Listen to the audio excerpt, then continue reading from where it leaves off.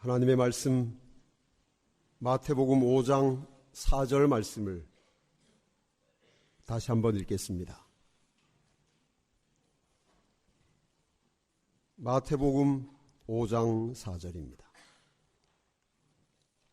애통하는 자는 복이 있나니 저희가 위로를 받을 것이며. 저를 따라서 읽어주시겠습니까? 애통하는 자는 복이 있나니 저희가 위로를 받을 것이며.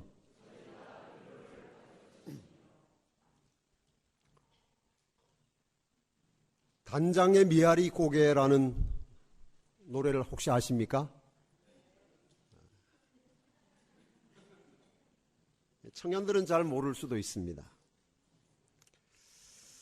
제가 이 노래 제목을 처음 들었을 때 미아리 고개를 참 예쁘게 단장을 한 모양이구나, 그렇게 생각을 했습니다. 그런데 이 노랫말이 제목과 잘 어울리지 않았습니다. 왜냐하면 이 노랫말이 너무나 애절하고 슬프기 때문입니다. 미아리 눈물 고개, 님이 넘던 이별 고개, 화약 연기 앞을 가려 눈 못 뜨고 헤매일 때 당신은 철사줄로 두 손 꼭꼭 묶인 채로 뒤돌아보고 또 돌아보고 맨발로 절며 끌려가신 이 고개여, 한마는 미아리 고개. 그런 내용입니다. 그래서 저는 이렇게 슬픈 노랫말을 가진 노래 제목이 단장의 미아리 고개라는 것을 이해할 수가 없었습니다. 왜냐하면 제가 아는 단장은 예쁘게 꾸미는 것밖에 없었기 때문입니다. 그런데 제법 오랜 시간이 지나고 나서야 저는 이 단장의 미아리 고개의 단장이 예쁘게 꾸미는 단장이 아니고 창자가 끊어진다는 뜻의 단장이라는 사실을 알게 되었습니다. 그러니까 창자가 끊어지도록 슬픈 미아리 고개, 그런 뜻입니다. 여러분 혹시 알고 계셨습니까? 대단하십니다. 이렇게 어려운 걸 어떻게 아셨는지 모르겠네요. 예수님께서 팔복의 두 번째 복에서 말씀하신 애통이 바로 이 단장과 같은 의미입니다. 애통의 헬라어 단어인 펜데오라는 단어는 사랑하는 사람이 죽었을 때 슬퍼하는 감정과 상태를 나타내는 표현입니다. 그래서 이 애통은 사람이 어느 정도 동경하거나 탐닉할 수 있는 좀 감상적이거나 애수가 깃든 그런 슬픔이 아닙니다. 예수께서 말씀하신 이 애통은 가슴을 부수는, 창자를 끊을 것 같은, 뼈를 깎는 슬픔을 의미합니다. 억제할 수 없는 슬픔이며 감출 수 없는 슬픔입니다. 예수님은 이렇게 슬퍼하는 사람에게 복이 있고 그들이 위로를 받을 것이라고 말씀하신 것입니다.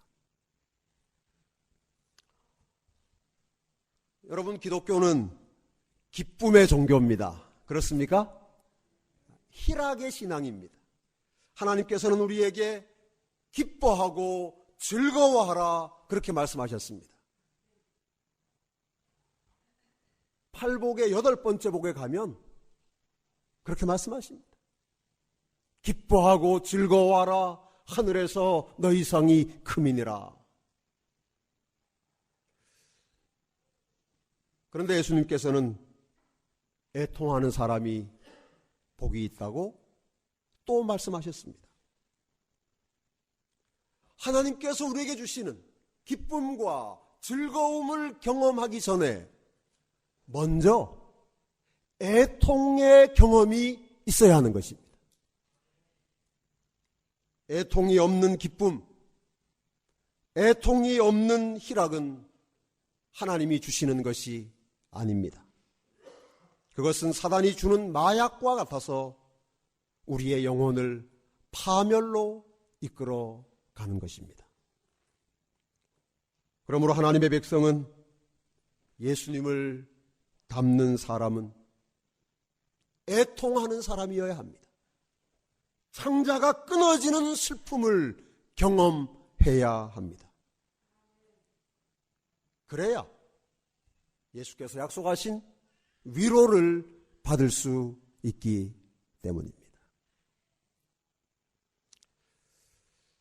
그렇다면 우리가 왜 애통해야 할까요? 하나님의 백성이 애통해야 하는 단 한 가지 이유는 죄 때문입니다. 건강을 잃어버렸기 때문에, 혹은 사랑이 깨어졌기 때문에, 사업에 실패했기 때문이 아니라 죄 때문에 슬퍼하고 애통해야 한다고 주님께서 우리에게 말씀하십니다.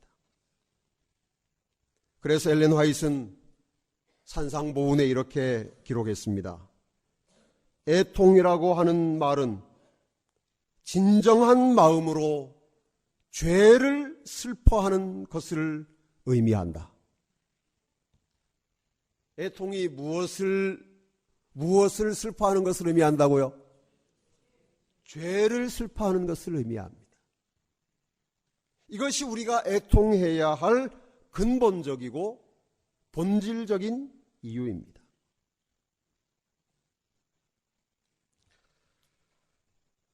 그러나 많은 사람들은 죄 그 자체 때문이 아니라 죄의 결과 때문에 슬퍼하고 탄식합니다. 죄의 결과를 슬퍼하는 사람은 죄가 드러나고 그 결과가 공개되기까지는 후회하거나 슬퍼하지 않습니다. 성경에는 그런 사람들의 이야기가 많이 기록되어 있습니다. 창세기 4장 13절에 보면 가인이라는 사람이 하나님께 이렇게 말합니다. 하나님, 내 죄가 너무 중하여 견딜 수가 없습니다. 하나님께서 내게 주시는 이 죄에 대한 벌이 너무 커서, 너무 무거워서 제가 견딜 수 없습니다. 하나님께 매달리는 말입니다. 그러나 그가 슬퍼하고 두려워한 것은 죄의 결과였지 자신이 저지른 죄 자체가 아니었습니다.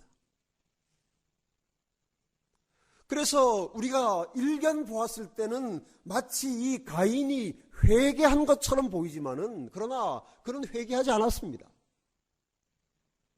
왜냐하면 그가 두려워한 것은 죄가 아니라 죄의 무엇이었기 때문에요? 결과였기 때문에.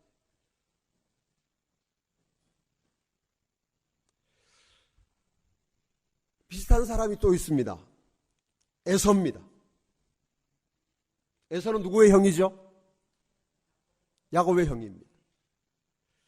히브리 12장 17절에 보면 그가 축복의 기업을 받으려고 눈물을 흘리며 구하였다 그랬습니다. 눈물을 흘렸어요. 애통했습니까? 애통했어요. 에서가 눈물을 흘리면서 그가 슬퍼했지만, 그러나 그는 하나님의 불쌍히 여기심을 받지 못했습니다. 왜냐하면 그의 슬픔은 죄를 인정함으로 솟아난 것이 아니었기 때문입니다. 그는 그냥 그가 그렇게 함으로 잃어버린 장자의 명분을 안타까워한 것이지, 자신이 저지른 죄 때문에 하나님과의 관계가 깨어진 것을 슬퍼한 것이 아니었던 것입니다.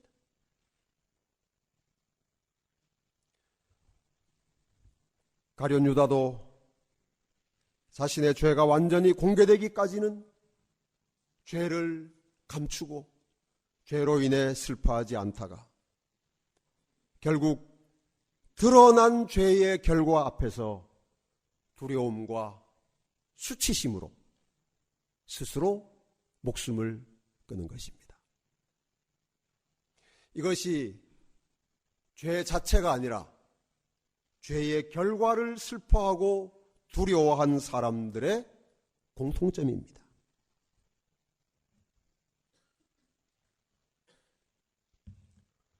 여러분, 죄의 결과를 두려워하는 사람은 할 수 있는 한 죄를 감추기 위해 노력하고, 그리고 드러난 죄에 대해서는 가능한 모든 핑계를 찾아냅니다.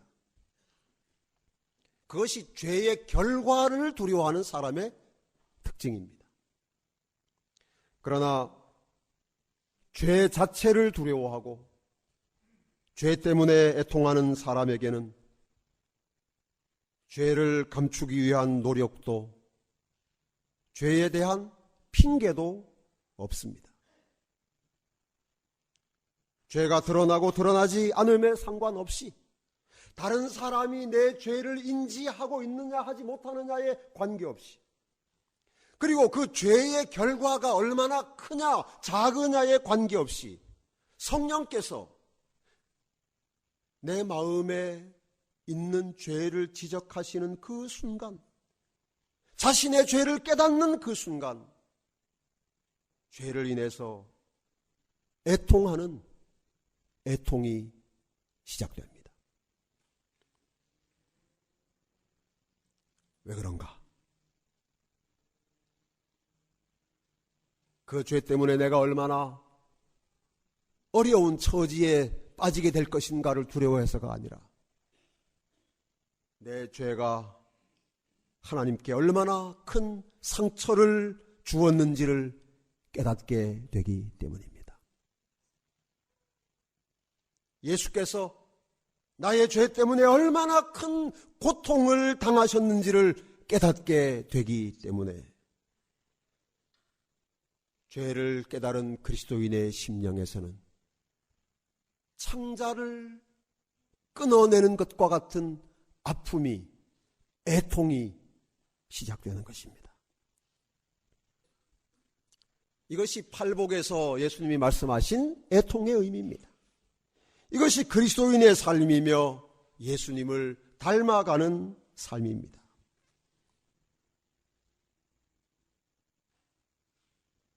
그런데 이 말씀은 요즘 기독교인들에게 그렇게 매력적인 말씀이 아닙니다. 애통하는 자는 복이 있나니, 이것은 심령이 가난한 자는 복이 있나니 하신 말씀이나 거의 비슷하게 우리의 마음에 무엇인가 불편함을 일으키는 말씀이에요. 좀 예수 믿고 기쁘게 살아야지, 즐겁게 살아야지, 만사형통돼야지, 무슨 애통하는 사람이 복이 있다고 그러나? 그래서 이 말씀이, 이 복음이 오늘날 기독교 안에서 그리스도인에게서 별로 환영을 받지 못합니다. 그런 말씀 말고 좀 다른 말씀으로 해주세요. 그렇게 이야기합니다. 그러나 여러분이시여, 예수님의 말씀을 믿으시기 바랍니다. 애통하지 않는 사람에게는 위로가 없습니다. 여러분이 진정으로 죄를 인하여 애통하는 경험을 하지 못한다면 하나님이 주실 위로의 약속은 없는 것입니다. 그러므로 그리스도인의 삶은 죄로 인하여 애통하는 삶이어야 합니다. 그러면 우리가 어떻게 해야 지속적으로 죄를 인하여 애통하는 그리스도인의 삶을 살게 될까요?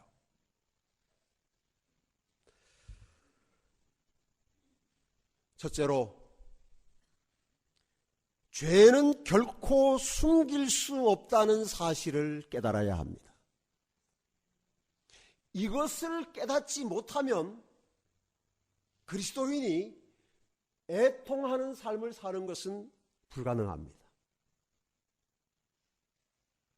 시편 32편 5절에 있는 말씀을 한번 찾아서 읽어보겠습니다. 시편 32편 5절입니다. 시편 32편 5절에 이 다윗이 쓴 시의 한 부분인데 그는 이렇게 기록하였습니다. 내가 이르기를 내 허물을 여호와께 자복하리라 하고 주께 내 죄를 아뢰고 내 죄악을 숨기지 아니하였더니 곧 주께서 내 죄의 악을 사하셨나이다. 아멘.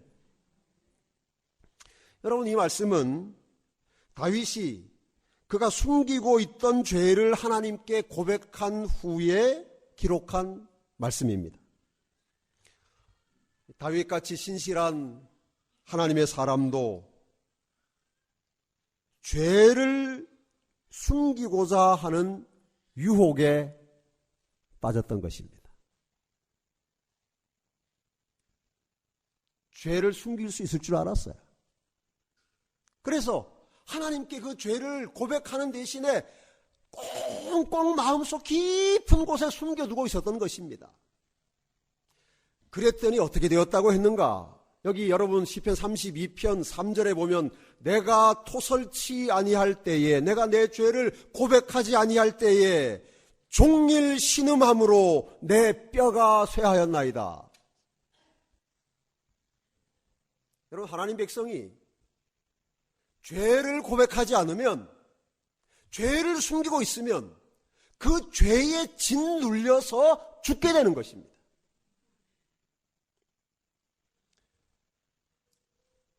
그래서 사단이 하나님 백성들에게 하는 단 하나의 유혹이 있습니다.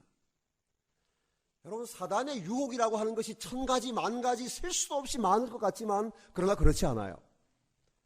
사단의 유혹은 단 하나입니다. 모든 종류의 사단의 유혹을 모아서 아주 모으고 짜고 짜서 마침내 남으면 단 하나가 되는데 그것이 무엇인가 하면 죄를 뭐해라? 죄를 숨겨라. 그것이 사단이 이 세상에 있는 사람들을 멸망시키기 위하여 하는 단 하나의 유혹입니다. 그거예요. 모든 사단의 유혹을, 모든 사단의 함정을 다 모아보십시오. 결국은 하나가 남습니다. 죄를 뭐하지 말고, 죄를 고백하지 말고, 자백하지 말고 뭐해라? 숨겨라. 네가 가지고 있어라. 숨길 수 있다. 죄를 숨기고 있으면 어떻게 될까요? 죄 때문에 죽는 것입니다. 죄의 삭은 사망이니까요.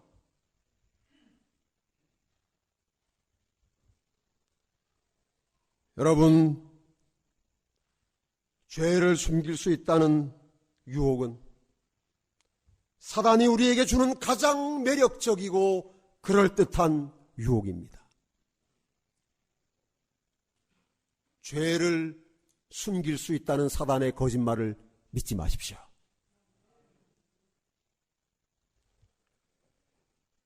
제가 필리핀에서 공부하는 동안에 가족들과 함께 태국에 다녀온 적이 있습니다. 아주 너무너무 싸게 이렇게 누가 주선을 해줘서 태국에 갔습니다. 어느 날 아침에 그 유명한 플로팅 마켓, 수상시장을 구경을 하는데 두리안을 팔아요. 두리안. 한 개 샀습니다. 작은 걸로. 왜냐하면 그때는 우리 식구 중에 두리안을 아무도 안 먹고 저 혼자만 먹을 때예요. 근데 작은 걸 샀는데도 저 혼자 먹으니까 그걸 다 못 먹겠더라고요. 그래서 남았어요. 근데 이거를 이제 호텔에 가지고 들어가면 안 됩니다. 왜냐하면 호텔 앞에는 항상 두리안 그림 그려놓고 이렇게 탁 이렇게 해놨어요. 들어오면 안 된다. 왜냐하면 그 냄새 나기 때문에. 두리안 아시죠? 버리려니까 아깝고 또 다 먹을 수도 없고, 그래서 제가 비닐봉지를 여러 개를 얻어가지고 두리안을 쌌습니다. 싸고 나 꽉 묶고 또 싸고 또 싸고 또 싸고 제 기억으로 한 10번쯤 싼 것 같아요. 10번. 10번. 이 정도 하면 냄새가 안 나겠지. 그렇게 생각했어요. 그래서 제가 그를 이제 배낭에 넣고 그 두리안 출입 금지 팻말을 보면서 호텔 안으로 들어갔습니다. 들어가서 그를 냉장고 속에 빨리 집어넣었습니다. 이제 너무 아침 일찍부터 우리가 이렇게 했기 때문에 그때 한 점심때쯤 됐는데 피곤해서 다 이제 가족들이 다 낮잠을 잤습니다. 한참 자고 있는데 벨이 울렸어요. 그래서 문을 열어보니까 호텔 직원이에요. 왜 그러느냐 했더니 혹시 방에 두리안이 있느냐고 물어보는 것이.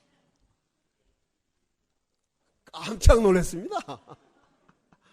저는 완전 범죄를 하려고 지금 했는데 무슨 저는 뭐 이렇게 무슨 CCTV 있는 줄 알았어요. 그래서 물었어요. 아니 어떻게 알았냐? 옆방에서 신고가 들어왔다는 것입니다. 여러분 두리안 냄새가 10겹의 비닐을 뚫고 냉장고 밖으로 나와서 우리 객실 문으로 나가서 옆방으로 들어간 것입니다.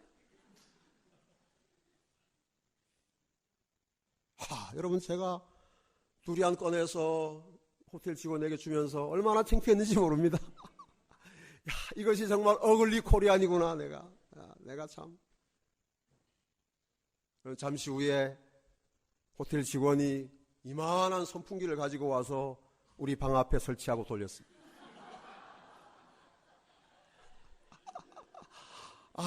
정말 빨리 나가고 싶어요. 호텔에 못 있겠어요. 그러나 뭐 이미 돈도 줬고 갈 데도 없고. 정말 제가 한국 사람이라고 이야기 안 했습니다.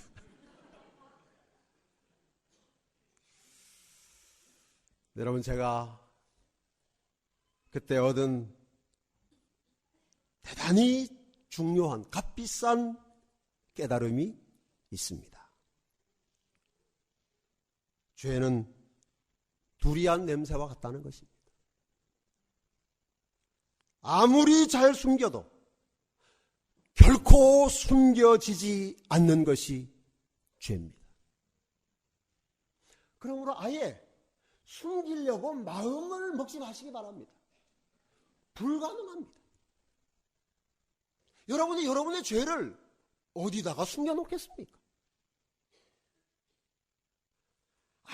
아무도 안 보는 곳에다가 숨겨놨다고 합시다. 정말 아무도 안 봅니까?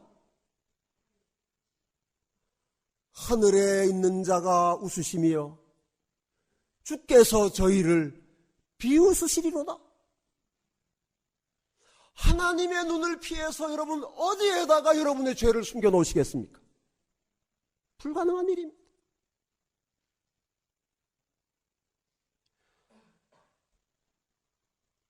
우리가 기대하는 것 또 하나가 있어요. 시간이 지나면 이 죄가 잊어버려지겠지. 어느 시간 속에다 넣어놓으면 시간이 지나면 다 잊어버릴 거야. 사람은 그렇지만 하나님께는 과거와 현재와 미래라는 시간의 개념이 하나님께는 없습니다, 여러분. 하나님은 언제나 현재세요. 하나님은 1000년 전의 일도 지금 현재에서 보시고 1000년 후의 일도 현재에서 보시는 분이에요. 그래서 알파와 오메가요, 처음과 나중이요, 시작과 끝이에요. 우리는 우리 생각에서 100년 전의 일이니까 이제는 잊어버렸겠지. 아닙니다.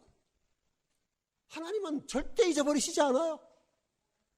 어디에나 계시는 하나님은 시간의 어느 순간에도 계셔서 우리의 모든 것을 아시기 때문에 사랑하는 성도들이시여, 우리가 하나님의 눈을 피해서 숨길 수 있는 것은 그렇게 숨길 수 있는 공간도 없고 숨길 수 있는 시간도 없다는 사실을 기억하시기 바랍니다. 그러므로 죄를 숨기라는 사단의 유혹에 절대로 귀 기울이지 않는 서울중앙 가족들 되시기를 바랍니다.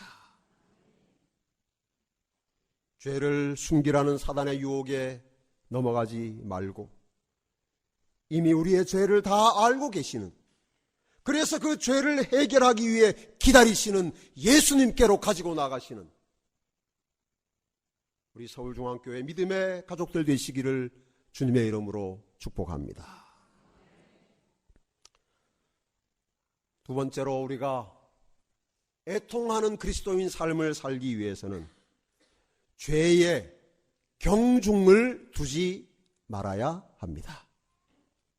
한번 따라합시다. 죄에 경중을 두지 말자. 경중이 뭐예요? 가볍고 무거운 것입니다. 크고 작은 것입니다. 여러분, 그리스도인을 무너뜨리는 죄는 눈에 띄는, 모두에게 드러나는 큰 죄가 아니고 사소하고 보잘것없어 보이는 작은 것들입니다.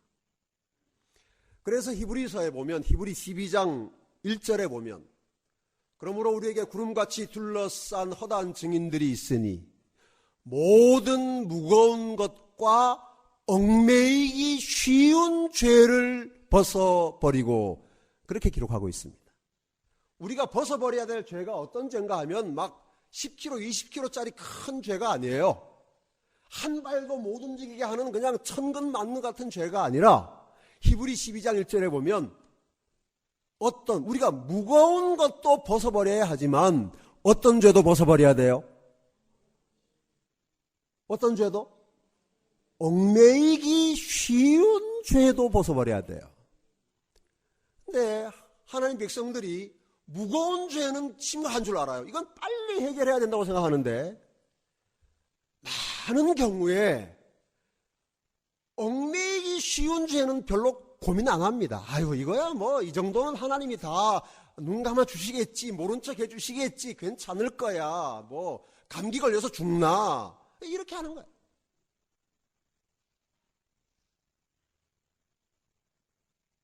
암 걸렸다 그러면 정말 심각한데, 이건 예.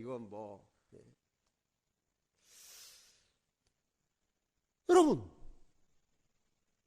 우리가 죄로 인하여 애통하는 그리스도인의 삶을 살려면 이렇게 내 스스로 이 죄의 큰 죄, 작은 죄, 심각한 죄, 괜찮은 죄, 이렇게 이걸 구분하기 시작하면 점점 죄라는 것이 만만해져요. 점점 만만해집니다. 작년에는 이게 심각한 죄였는데 올해는 이게 괜찮아. 그거 괜찮아. 점점 그 죄가 아주 보잘것없이 보입니다. 하찮게 보이게 됩니다. 그러면 우리가 죄로 인해서 애통하는 경험을 한다고 하는 것은 전혀 불가능하게 되는 것입니다. 여러분이 예수님처럼 예수님을 닮아가는 그리스도인 삶을 살기를 원하시면 죄를 크고 작은 것, 심각하고 괜찮은 것으로 구분하고 분리하는 그러한 어리석은 사단의 유혹으로부터 여러분 자신을 지켜내셔야 합니다. 죄는 심각한 죄가 따로 있는 게 아닙니다. 무거운 죄가 따로 있지 않아요. 모든 죄가 같습니다. 여러분, 우리를 멸망시키는 큰 죄, 심각한 죄가 있는 것이 아니라 모든 죄는 우리를 하나님께로부터 분리시키기에 넉넉한 치명적인 것들입니다. 여기 증언보감 2권에 이런 말씀이 기록되어 있습니다. 사람의 눈에는 그들의 행동에 나타난 이런저런 잘못이 아무리 사소하게 보일, 하나님께서 보실 때는 작은 죄가 없다. 하나님이 보실 때는 작은 죄가 없다. 사람들에게 작은 죄처럼 보이는 것이 바로 하나님께서 큰 죄로 여기시는 것이 될 수도 있다. 교만과 이기심과 탐욕은 책망을 받지 않고 지나쳐 버리는 한편, 술주정뱅이는 멸시를 받고 그의 죄 때문에 하늘나라에서 제외될 것이라는 말을 듣는다. 그러나 교만과 이기심과 탐욕은 특별히 하나님께서 불쾌히 여기시는 죄이다. 여러분, 술주정뱅이는 자기의 죄를 숨길 수 있을까요? 없을까요? 못 숨깁니다. 술 취한 사람은 자기의 죄를 숨기려고 하지도 않아요.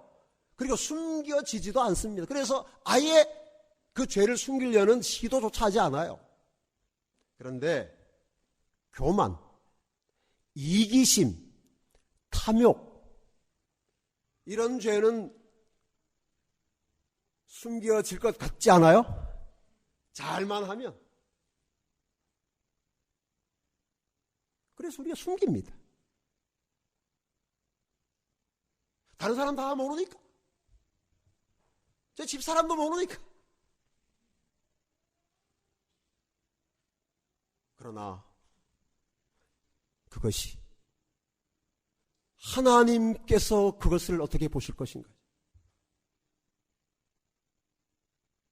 사람들에게 작은 죄처럼 보이는 바로 그것이 하나님께서 큰 죄로 여기시는 것이 될 수 있다는 사실을 여러분 기억하시기 바랍니다. 그러므로 우리가 예수님을 닮는 그리스도인이 되려면 죄의 경중을 두라는 사단의 유혹에 결코 넘어가서는 안 되는 것입니다. 마음에 은밀하게 품고 있는 죄, 아무도 모르는 죄, 그것이 우리에게 더 심각하고 치명적인 죄라는 사실을 기억합시다. 얽매이기 쉬운 죄를 벗어버림으로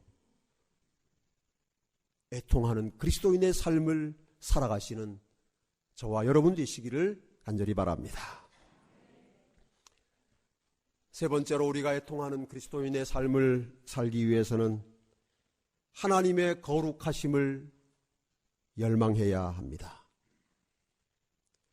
성경 전체를 관통하는 가장 핵심적이고 중요한 사상은 거룩입니다. 거룩. 한번 따라 하십시다. 거룩. 거룩이에요. 성경에서 가장 중요한 단어는 행복이 아닙니다. 사람들에게 물으면 당신 왜 삽니까? 하면 나 행복하기 위해 산다 그러는데 행복은 우리의 인생의 목적이 아니에요. 성경에는 행복이라는 단어도 거의 없습니다. 제가 찾아보니까 한 2번인가 나와요. 이스라엘이여 너는 행복자로다. 그렇게 돼 있어요. 행복은 하나님의 관심이 아닙니다. 그런데 성경에 거룩이라는 단어는 얼마나 많이 나오는지 몰라요. 성경 전체가 거룩입니다. 그러므로 하나님 백성이 추구해야 할 삶의 목표는 행복이 아니라 무엇이에요? 거룩이에요. 하나님은 여러분을 행복하게 살도록 창조하지 않으셨습니다. 적어도 이 세상에서. 하나님은 우리를 거룩한 백성들이라고 부르셨어요.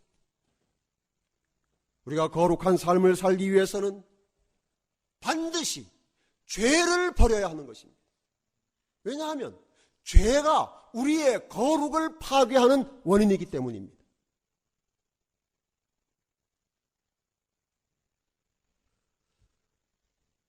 그럼 행복을 영어로 뭐라고 하는지 아십니까? 행복 영어로 뭐예요? happiness. 근데 이 happiness라고 하는 단어는 본래 happen이라는 동사에서 파생된 낱말입니다. happen은 무슨 뜻이에요? happen. 영어 잘하는 분들 많이 계신데, happening. happening은 뭐예요? 뭐 우연히 일어나는 일이에요. 뭐 의도하지 않았는데 뭐 이렇게 목적한 게 아닌데 어떻게 뭐 그냥 뭐 그런 해프닝이라고 하지 않습니까? 그 행복이라고 하는 것이 바로 그런 거예요. 해픈입니다. 해픈. 뭐 우연히 어쩌다가 출세하고 돈 벌고 뭐 어쩌다 살다 보니 행복해지고 뭐 그렇다는 의미입니다. 그러니까 원래부터 이 행복이라는 이 단어의 뜻은 무엇인가 우리가 간절히 바라고 또 하나님이 주셔서 얻어지는 게 아니라 살다 보면 뭐 내 돌뿌리에 뭐 걸리듯이 올 때도 있고 없을 때도 있고 그런 것이 행복이에요. 그러니까 행복을 추구하면 반드시 실망하게 되어 있습니다. 하나님이 우리의 인생에 모든 사람에게 주시기 위해서 계획한 것이 아니기 때문입니다. 그러니까 여러분 행복하게 해달라고 기도하지 마세요. 하나님 여러분을 행복하게 하시기도 하지만 늘 행복하게 하시지는 않습니다. 그리고 그런 인생은 없어요. 그런데 여러분 팔복에서 예수께서 말씀하시기를 심령이 가난한 자는 무엇이 있나니 복이 있나니 애통하는 자는 뭐가 있나니 복이 있나니 온유한 자는 복이 있나니. 여러분 팔복에서 말하는 복은 뭐냐? 팔복에서 말하는 복은 해피니스가 아니라 블레싱입니다. 블레싱. 근데 블레싱이라는 단어는 블리드라는 동사에서 파생한 단어예요. 블리드는 피 흘리는 겁니다. 피 흘리는 거예요.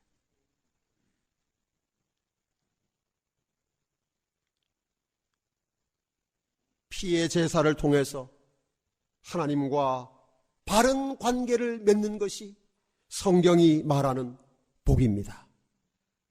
이 복은 어쩌다가 얻어지는 것이 아니라 예수 그리스도를 닮으며 살아가는 모든 사람들에게 주시는 하나님의 선물임을 믿으시기 바랍니다.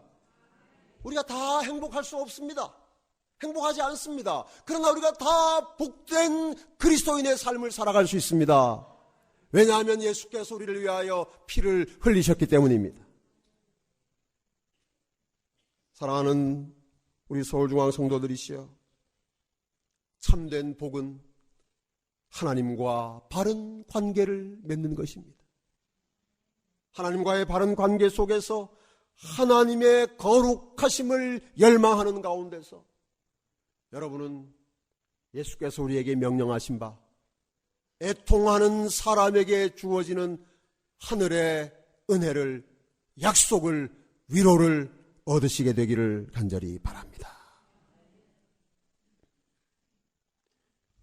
우리가 이렇게 죄를 변명하거나 숨기지 않고 죄의 경중을 두지 않고 하나님의 거룩하심을 열망함으로 애통하는 그리스도인이 될 때 우리에게 주신 하나님의 약속이 바로 위로입니다. 애통하는 자는 복이 있나니 저희가 무엇을 받을 것이며 위로를 받을 것입니다. 여러분, 그러면 대체 이 위로란 무엇일까요? 애통하는 사람에게 주시는 하나님의 위로는 무엇일까요? 여러분은 하나님의 어떤 위로하심을 기대하고 살아가십니까? 죄로 인해 애통하는 하나님 백성들에게 주시는 하나님의 위로는 죄를 용서하시는 일입니다. 죄를 해결해 주시는 거예요. 속죄의 은혜입니다. 우리가 애통함으로 죄를 회개할 때 하나님께서 우리의 죄를 제거하시고 우리를 모든 불의에서 깨끗게 하신다고 약속하셨습니다. 죄 용서와 관련해서 제가 가장 좋아하는 두 성경절을 읽어드리고 말씀을 마치겠습니다. 먼저 요한일서 1장 9절입니다. 다 한번 찾아서 같이 읽어보겠습니다. 요한일서 1장 9절.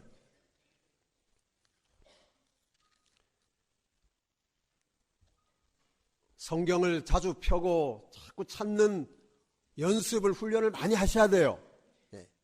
요한일서 1장 9절 말씀 우리 다 같이 한번 읽겠습니다. 시작. 만일 우리가 우리 죄를 자백하면 저는 미쁘시고 의로우사 우리 죄를 사하시며 모든 불의에서 우리를 깨끗게 하실 것이요.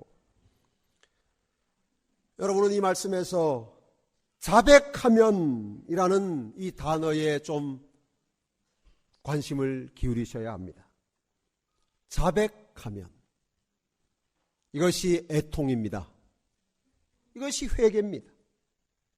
자백은 우리가 할 일입니다.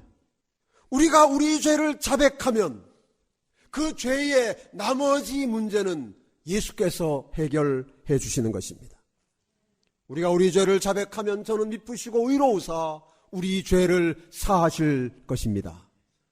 이 약속을 믿으시고 이 위로를 바라보시고 날마다 여러분의 죄를 그리스도께로 가지고 나가는, 죄를 숨기려고 하지 말고 죄의 경중을 따져서 그 죄에 대하여 변명하려고 하지 말고 성령께서 깨닫게 하시는 모든 죄를 가지고 그리스도께 나가서 그 죄의 해결하심을 입는, 그렇게 살아가시는 하나님의 백성들 되시기를 간절히 바랍니다. 또 한 말씀은 미가서 7장에 있는 말씀입니다.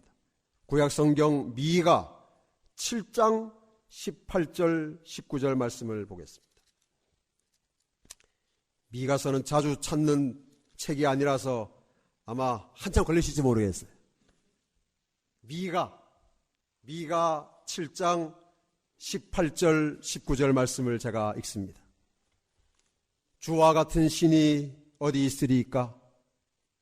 주께서는 죄악을 사유하시며 그 기업에 남은 자의 허물을 넘기시며 인애를 기뻐하심으로 노를 항상 품지 아니하시리이다. 다시 우리를 긍휼히 여기셔서 우리의 죄악을 발로 밟으시고 우리의 모든 죄를 깊은 바다에 던지시리이다. 아멘. 여러분, 저는 이 말씀을 읽을 때마다 얼마나 기분이 좋은지 모릅니다. 주님께서 우리가 애통한 죄, 회개한 죄를 어떻게 처리하는지 아십니까?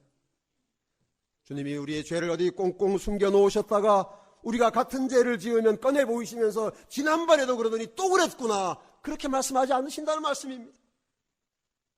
우리의 죄를 발로 뭐 하시고? 발로 밟으시고.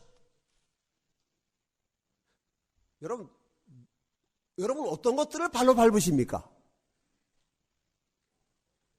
주로 뭘 밟으세요? 버릴 거. 요즘은 잘 없지만 연탄재 밟아야지. 확 밟아요. 알루미늄 캔 밟아요. 잘못하다 발 다칩니다. 그래도 밟으세요. 쓰레기통에 여러분 쓰레기 넘칠 때 뭐 손으로 막 꼭 이렇게 합니까? 아니요. 밟아요. 여러분, 하나님께서 여러분이 자백한 모든 죄를 그분의 능력의 발로, 주석 같은 발로 밟으신다는 사실을 기억하시기 바랍니다. 그렇게 함으로 우리의 죄를 해결하시는 하나님을 찬양합시다.